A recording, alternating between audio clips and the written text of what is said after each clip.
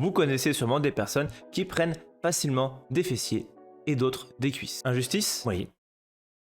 Totalement. Ici, je vous disais qu'on pouvait y remédier. Bienvenue dans cette nouvelle vidéo, je m'appelle Vlad et aujourd'hui, on va voir comment adapter l'entraînement du bas du corps à votre morphologie. En fonction de votre longueur de segment osseux, certains exercices auront un meilleur impact que d'autres. Par exemple, si ici on prend l'exemple d'un squat, les personnes qui auront des jambes plutôt courtes vont développer facilement leur quadriceps, alors que des personnes qui ont des jambes plutôt longues vont avoir énormément de mal à développer leur quadriceps, mais auront tendance à plus facilement développer leurs fessiers. Alors pourquoi? Parce qu'en musculation, un des facteurs importants, c'est l'étirement du muscle. Et si vous avez des jambes longues, il y a de fortes chances que sur votre squat, vous faisiez une très grosse flexion de hanche. La flexion de hanche, c'est le fessier du coup qui se retrouve le plus étiré, et le quadriceps arrive en deuxième. Et c'est exactement l'inverse pour une personne qui a des jambes courtes. Regardons ensemble les conséquences des différentes longueurs osseuses. Si le bas du corps est plus long que le haut du corps, j'entends par là que vos jambes sont plus longues que votre torse, alors vous avez sûrement une facilité sur les mouvements de flexion de hanche. J'entends par là que sur un squat, vous allez avoir les fesses qui reculent beaucoup plus en arrière qu'une personne qui a des jambes courtes. Ce qui fait que vous avez une facilité à développer vos fessiers, mais à l'inverse, vous avez du mal à faire une grande flexion de genou et donc à recruter vos quadriceps. Souvent, ces personnes-là ont les fessiers qui se développent peu importe l'exercice, ont souvent un bas du dos qui est plutôt très musclé et des quadriceps un peu en retard. Si votre torse est plus long que vos jambes, dans ce cas on est sur l'exact inverse. Vous aurez tendance à squatter tous vos mouvements. J'entends par là que sur un squat, vous aurez souvent le torse très droit et une très grosse flexion de genou. De même, sur un solitaire, vous aurez tendance à commencer avec les fesses un peu plus basses que d'autres personnes. Pour là aussi recruter un maximum vos quadriceps qui sont des points forts. Par contre, vous avez du coup du mal à effectuer une bonne flexion de hanche et du coup à étirer votre fessier. Vous avez donc souvent le fessier qui est en retard, vous avez souvent le quadriceps en point fort. Il est temps de savoir dans quelle catégorie vous êtes. On va commencer par déterminer si vous avez des jambes courtes, longues ou moyennes. Pour ça, vous allez mesurer du pied à votre hanche et on va comparer à la taille.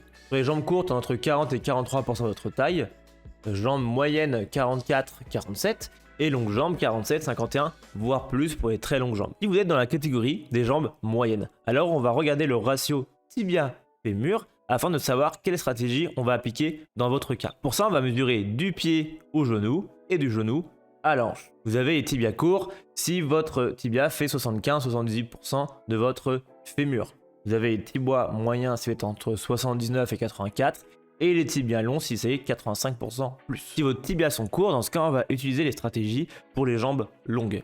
Et à l'inverse, si vos tibias sont longs, on va du coup utiliser les stratégies pour les jambes courtes. Regardons maintenant ensemble les différentes stratégies en fonction de votre morphologie. Sur un squat, les jambes longues auront du mal à recruter leur quadriceps et donc à obtenir une grande flexion de genou. Donc pour ça, on peut utiliser deux techniques. On peut, première chose, surélever les talons. Si on surélève un petit peu le talon, on engage plus facilement une grande flexion de genou. Ensuite, une autre stratégie serait peut-être de passer en front squat.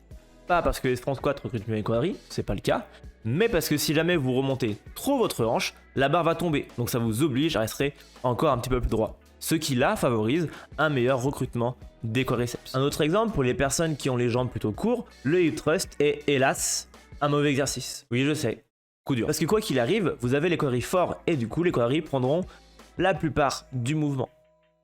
On va pour cela utiliser d'autres stratégies et d'autres exercices, notamment des exercices qui ont peu ou pas de flexion de genou, pour être sûr que tout le mouvement se fait avec une flexion-extension de la hanche. On peut penser au soulevé roumain, par exemple, qui est un très bon exercice pour recruter les fessiers, ou la flexion de hanche sur support. Les personnes aux jambes courtes auront besoin de beaucoup plus d'isolation sur les fessiers. Par exemple, ça peut être rajouter quelques séries en plus sur le kickback, ou sur d'autres exercices d'isolation fessiers, qui n'est pas du hip thrust. Et les personnes qui ont les jambes longues ont besoin d'un peu plus d'isolation sur les quadriceps. Ça peut être quelques séries en plus sur le leg extension par exemple, ou autre exercice du même type. Il y a une liste énorme d'exercices qui diffèrent entre vos longueurs de segments sur le bas du corps et la vidéo serait beaucoup trop longue. Mais c'est déjà une bonne façon pour vous d'adapter votre entraînement en fonction de votre morphologie. Si jamais vous voulez en savoir plus, j'ai créé un programme orienté bas du corps qui s'adapte en fonction de votre objectif et morphologie. Il y a 4 séances par semaine, 3 sur le bas du corps, 1 sur le haut du corps, et 4 programmes différents de 8 semaines chacun. Si vous êtes encore là à la fin de la vidéo, c'est que ça a dû vous plaire.